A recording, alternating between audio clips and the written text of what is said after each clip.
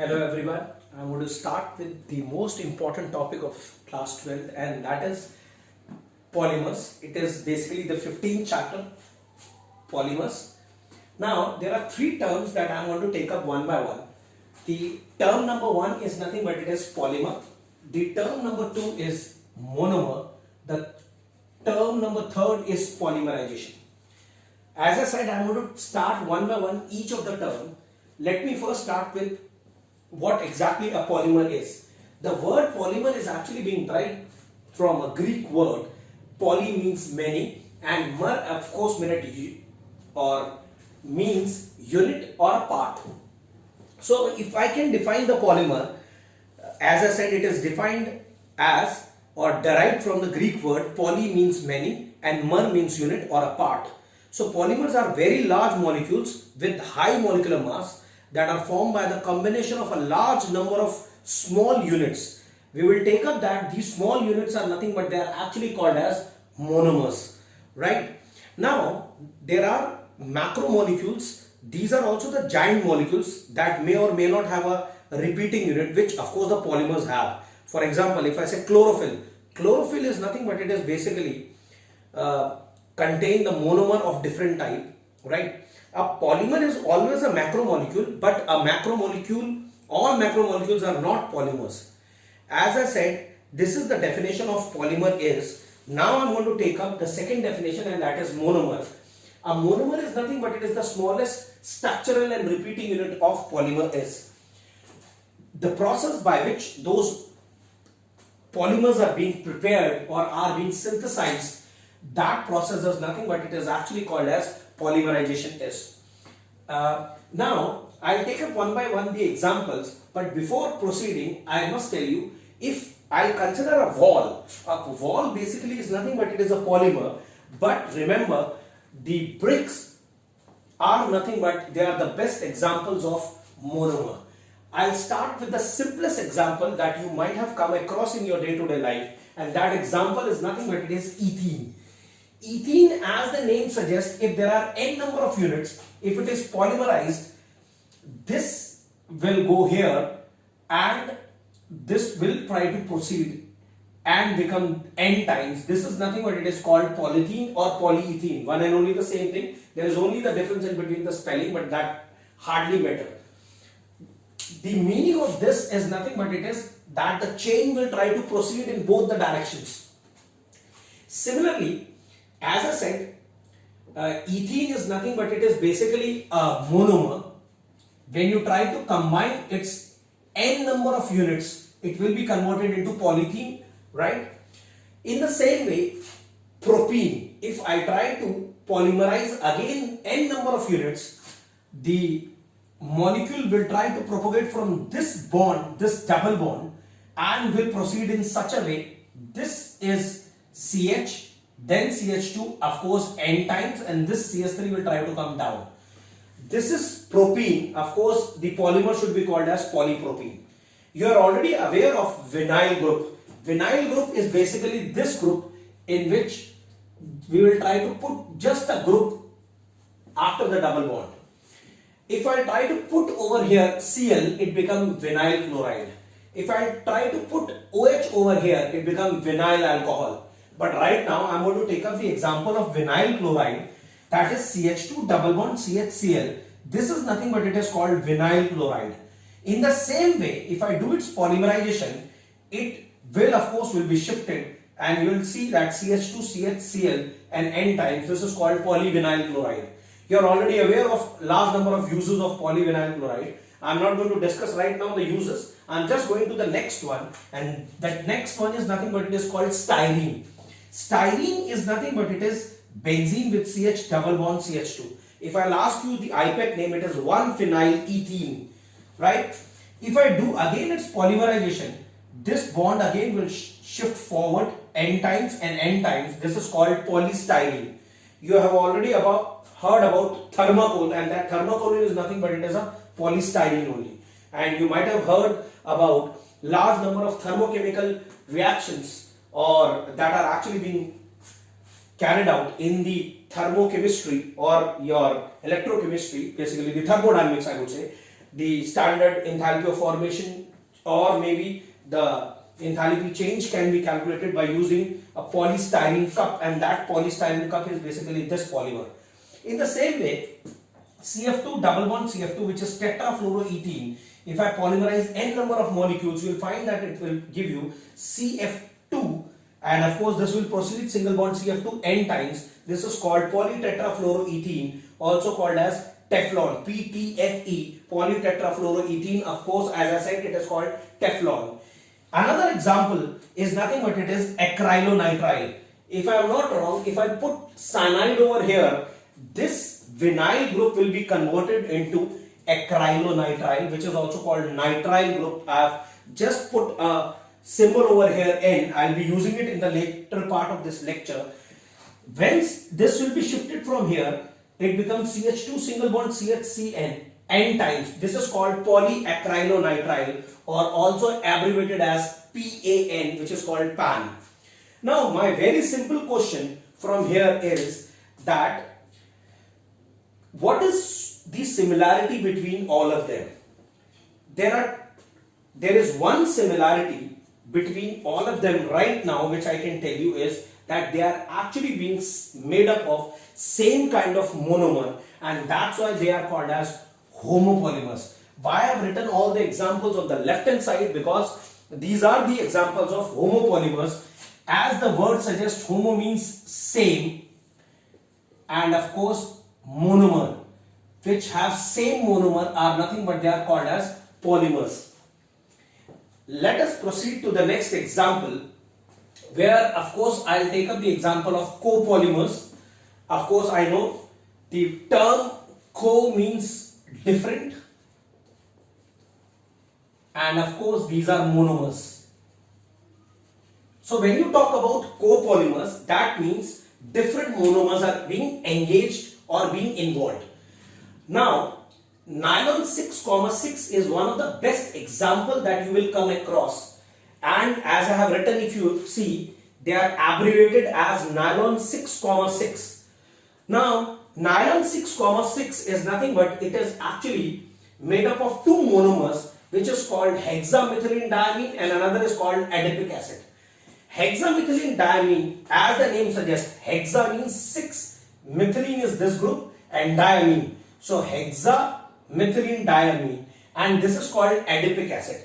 Adipic acid, if you ask me the IPAC name, it is, there are 6 carbon atom, and it is at the first and the 6th carbon we have the carboxylic acid, so I can call it as hexane 1,6 dioic acid. Now hexamethylene diamine and adipic acid, when they try to condense, I hope you can now compare. There was only one monomer present on the left hand side, that's I call them as homopolymer, and in this case I am going to call it as what? A copolymer. The reason is because it is made up of two different monomers. Now let me condense them. When we try to condense basically means that I am trying to remove the simple molecule like water, ammonia, acetylene, etc. Right now, of course, I am going to remove the water molecule from here. You can see from here, this H goes out, this becomes NH, then this is CH2, this is the CH2 over here, then this is NH, which has condensed with this molecule, because this will try to condense with the molecule which is present just adjacent to it, of course the adipic acid only. So HOH, water goes out, C double bond O, this is the C double bond O, CH2 whole fourth, C double bond O, this we have removed with the conjugative hexamethylene diamine molecule. This is the product that we got. I repeat, I said NH, you have removed one H from here and water OH from the adipic acid, which is present just adjacent to this molecule, because we are doing the polymerization in a chain. So this H and OH goes out, NH, this is the NH, CH2 whole 6, CH2 whole 6, then this H with this OH goes out, so this becomes NH, this is C double bond O, C double bond O, then CH2 whole 4, C double bond O n times. I hope this is clear to you. Now, as I said, it is abbreviated as nylon 6,6. Why it is called nylon 6,6? It is very much clear from here. The monomer have 6 carbon each. The monomer called hexamethylene diamine as well as adipic acid has 6 carbon atom each, That's why it is abbreviated as nylon 6,6. Now, let me ask a very simple question. When a carboxylic acid reacts with ammonia, of course it gives you amide.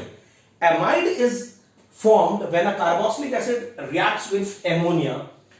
That's why you can see from here also we have a amine group or ammonia group, derivative of ammonia I would say, and a carboxylic acid. Once they will condense, you will find that the monomer that we got, the polymer that we got, nylon 6,6, is nothing but it is basically written in this way, and as I said, it is nothing but it is one of the best example of a polyamide. So if example is asked that what is basically a polyamide is, you can write down this example also. Now I'll take up the second polymer, and that is dacron or terylene. How I can remember is this word terylene is terephthalic acid. Of course, it is called benzene 1,4 dicarboxylic acid, which is the IPAC name. Right now, T stands for terephthalic acid, E stands for ethylene glycol. This is how I actually remember. Dacron or terylene is actually formed from two monomers, ethylene glycol and terephthalic acid, as I said. Now, in the same way, I want to condense this, but before proceeding further, I have to ask a very simple question again. When an alcohol reacts with an acid or a carboxylic acid, alcohol with carboxylic acid, it always gives ester. So, dacron or terylene is nothing but it is one of the best example of polyester. As I said, nylon 6 was nothing but it was one of the best example of polyamide. This is the best example of polyester S. Again, I want to condense. As I said, this H will try to go with OH of the carboxylic acid or terephthalic acid molecule over there. So H goes from here. So I can write here O. Then this is the CH2. Then again the CH2. Then this O. Then this C double bond O. A benzene ring. C double bond O. This OH will try to condense with the molecule which is just adjacent. Of course, the ethylene glycol molecule which is adjacent over here. So OH from here will be removed, and this molecule or this polymer that we obtain is nothing but it is called dacron, or it is also called as terylene. Let me take up the next one. The next polymer that I have to take up is called Buna S, where sometimes Buna S is also called styrene butadiene rubber. Now, I just want to tell you, here this Bu stands for buta 1,3 diene or butadiene. This Na is nothing but it is acting as a catalyst over here, which is of course the sodium only. And S is the styrene that we have done just now. If you remember, this is the styrene that we have done. Again, I want to condense them. Now, buta 1,3 diene and styrene can be condensed in this way. I'll just show you on the basis of the movement of the arrows, how the double bond is shifted. This double bond will be shifted here. This double bond will try to shift here, and of course this will go further. As in life, this is CH2, CH2, CH, CH, double bond, CH, CH, CH2, CH2, CH, CH, a phenyl ring, and then of course CH2 n times. This is nothing but it is called butadiene styrene rubber, or also called as SBR, styrene butadiene rubber, as I said. Now, one of the most important thing that you will come across over here is nothing but it is one of the form of rubber. This is one of the form of rubber, and in rubber you will always have this molecule called buta 1,3 diene, which is very commonly being seen in most of the rubbers, I would say, right? Whether it is a natural rubber, synthetic rubber, that we will study in our next lecture. Now, let us take up the next that is Buna N, which is also called NBR, just like I said SBR, which is styrene butadiene rubber. I have written here also butadiene styrene rubber. You can call it as styrene butadiene rubber, butadiene styrene rubber, will not make any difference as such. Now, another thing which I tell you is, in NCERT you will have two different structures of this. I can shift the arrow in this way also, where this will attack over here, this double bond will be shifted here, this can go here. There are two points in the NCRT where you'll come across two different structure of this. Need not to get confused, it is almost the same. Right, next example is Buna N. As I said, it is NBr. Buta 1,3 diene, just now I have discussed, is present in most of the rubber. This is also a kind of rubber only. As I said, NBr. Now, this CH2 double bond CN is nothing but it is the acrylonitrile. This is acrylonitrile, which I have abbreviated with N if you remember. Again, I will try to condense. This goes here, this will try to attack over here, and this goes further.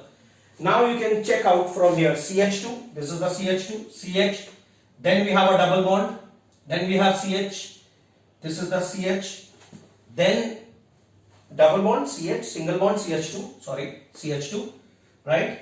And CH2 CN, CN times, CH2 CH, CN times. So 4, 5 and 6, 1, 2, 3, 4, 5 and 6 CN, N times.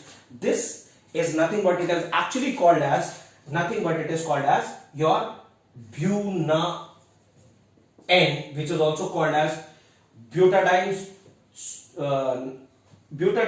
acrylonitrile or Buna N. Now, one of the most important thing which I thought I have not discussed, although I have written over here, that was the fourth definition, which is called the functionality of a monomer. Let me first tell you what exactly the functionality of a monomer is. It is basically the number of active or binding sites that are present in one of the monomer, right? As you can see here, there is only one binding site. Here also it is 1, 1, 1. But here in this case, there are two binding sites. So in all these cases, you can see that the functionality is nothing but it is 1. I said number of active or reactive sites that are present is nothing but it is called as the functionality of a monomer. The binding sites, the connecting sites, here it is 1. In this case, it is nothing but it is 2. That's it. The functionality is nothing but it is called as what? 2. Another example that I have to take up, that will be the last topic and last thing which I have to discuss, I would say, and that is addition as well as condensation polymer. I am just giving you an idea regarding the addition and the condensation polymer. Remember, addition of course is nothing but which contain the multiple bond, double bond or triple bond. In all these cases, you can easily make out that it is nothing but it contains a double bond. So these all are nothing but they are called addition polymers. In this case, as you can see that the molecules are nothing but they are adding on to one another but with the removal of simple molecule. That's why they are called condensation polymers. Not all the examples, only the first two are condensation polymers. But I hope you can easily make out from here these two examples, third and fourth. Of course, if this is the first example, this is the second example. First and second are condensation polymer, but in this case they are nothing but they are addition polymers. What are they? Addition polymers.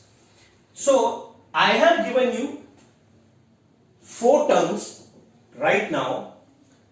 One is homopolymer of addition type is this, then copolymer of addition type, these two examples, then copolymer of condensation of this, but I have not given you the fourth example. I repeat, I said I have given you the copolymer condensation type, 2 examples, copolymer addition type, 2 examples, and the homopolymer of addition type. These are the examples, but I have not given you one example, and that is homopolymer condensation type, and there is only one example and in your NCRT, and that example is nylon 6. This is the only one odd example in your NCRT, which is nothing but it is a homopolymer condensation type. It is actually formed from one of the amino acid which is called as aminocaproic acid. It is called aminocaproic acid. You are already aware of one of the term and that term is called as intramolecular. Intramolecular means where we have the condensation which occurs within the same molecule. You have done intramolecular hydrogen bonding. Here exactly what will happen, if you go to the entrance, there is a rearrangement which is called Beckmann rearrangement. I am not going to discuss right now that. This H and this OH goes out, and once this is condensed, I can write the structure in this way: NH, CH2 whole fifth, C double bond O n times. But there is another way by which I can condense this. As I said, this can condense with this, and once it will try to condense, you will get another structure where you will have 6 carbon atom. Just like I said, nylon 6,6, it is because it has 2 monomers which has 6 carbon atom each. Here I have written only nylon 6. Well understood, it has only 6 carbon atom, that's why we call it as what? Nylon 6. But if I try to condense this, you will get a structure in this way, and that structure is this. This is the first carbon, maybe. If I can write C double bond O, this is the first carbon. This is the second one, this is the third, this is fourth, this is fifth, and of course this is the sixth. Then NH. These all are CH2. The only thing is ketonic group with the first carbon atom, and this is called caprolactam. Caprolactam. Am I clear? So this caprolactam is nothing but it is one of the monomer of nothing but it is nylon 6. Of course, this is the polymer that we got. As I said, it is called caprolactam, right? So this is the only example of homopolymer condensation type. Homopolymer condensation type. As I said, there are 4 examples I have taken up. One is homopolymer addition type, homopolymer condensation type, copolymer condensation type, copolymer addition type. So these are the 4 things which I have discussed. Now you can just recall them.